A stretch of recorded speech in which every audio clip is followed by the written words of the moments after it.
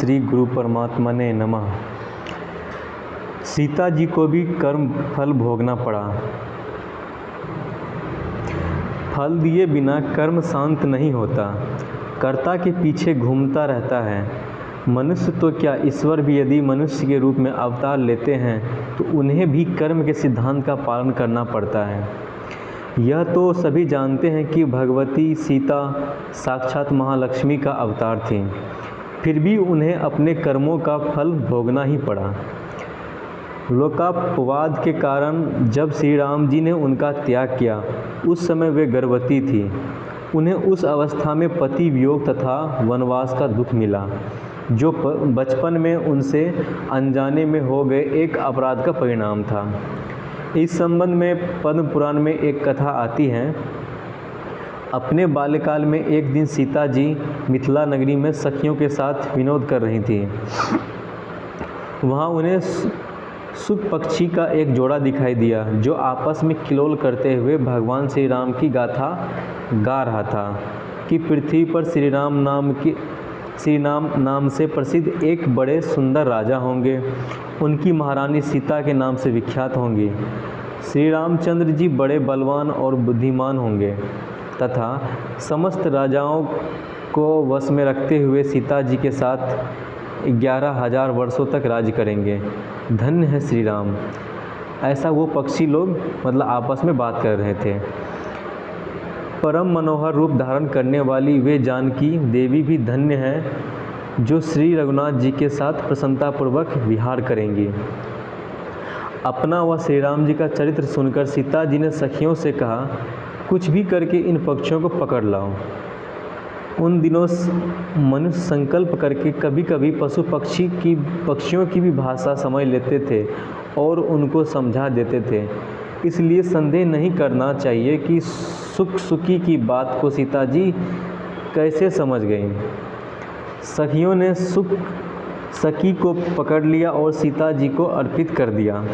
सीता जी ने उन पक्षियों से कहा, तुम दोनों बड़े सुंदर हो, देखो डरना नहीं। मुझे बताओ कि तुम कौन हो और कहाँ से आए हो।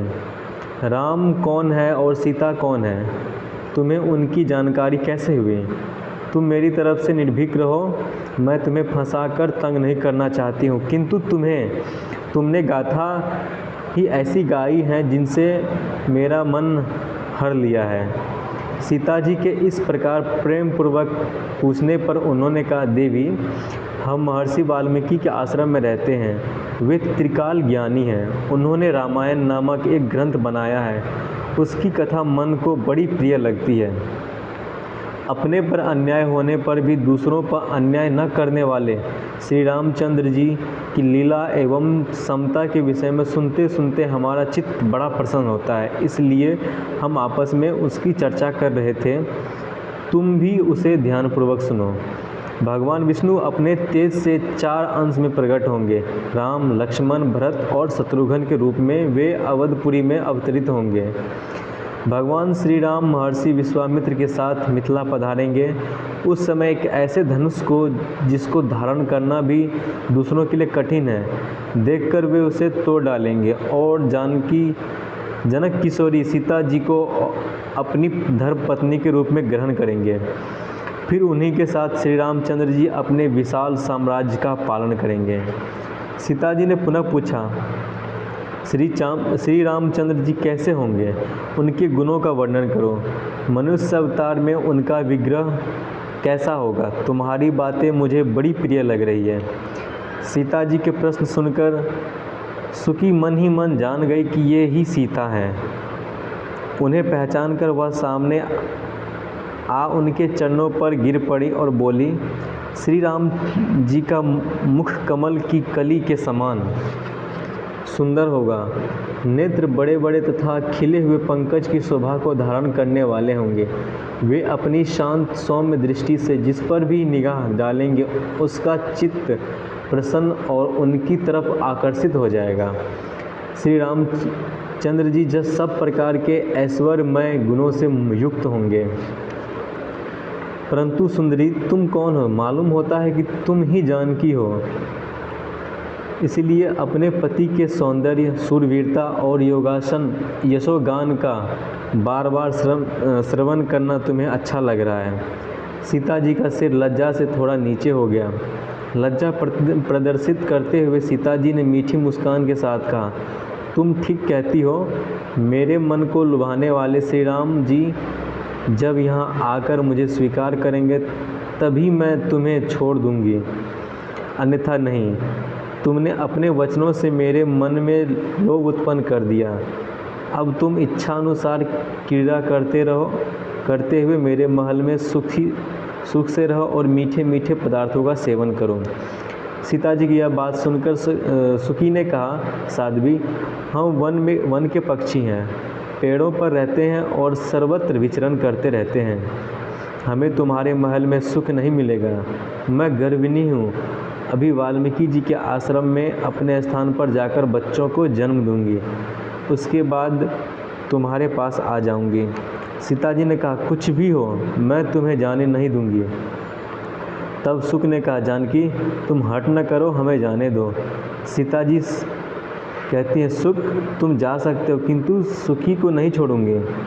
दोनों बहुत रोए, गिड़गिड़ाए, किंतु सीता जी उन्हें छोड़ने के लिए तैयार नहीं हुई। यह सुनकर सुक दुखी हो गया। उसने करुणायुक्त वाणी से कहा, योगी, लोग जो कहते हैं वो ठीक ही है कि किसी से कुछ न कहे, मौन होकर रहें, नहीं तो उन्मत्त प्राणी अपने वचन रूपी दोष के कारण ही बंधन में पड़ता है।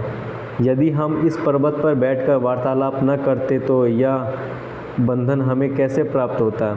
इसीलिए मौन ही रहना चाहिए।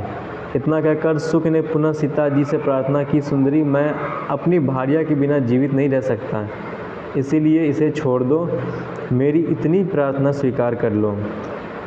किंतु सीता जी न मानी। तब सुकी ने क्रोध और दुख से व्याकुल होकर सीता जी को शाप दिया, अरे, जिस प्रकार तुम मुझे इस समय अपने पति से अलग कर रही है, वैसे ही तुझे भी गर्भिणी की अवस्था में श्री राम जी से अलग होना पड़ेगा।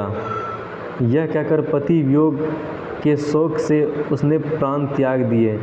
पत्नी की मृत्यु हो जाने पर सुक शोकाकुल होकर बोला, मैं मनुष्यों से भरी श्री रामचंद्र जी की नगरी अयोध्या में जन्म लूँगा तथा ऐसी अफवाह पैदा करूँगा कि प्रजा गुमराह हो जाएगी और प्रजा पालक श्री राम जी प्रजा का मान रखने के लिए तुम्हारा त्याग कर देंगे।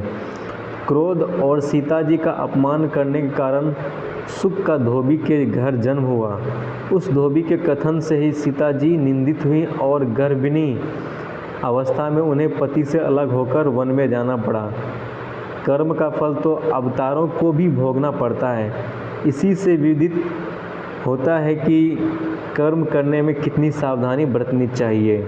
ओम शांति, ओम शांति, ओम शांति।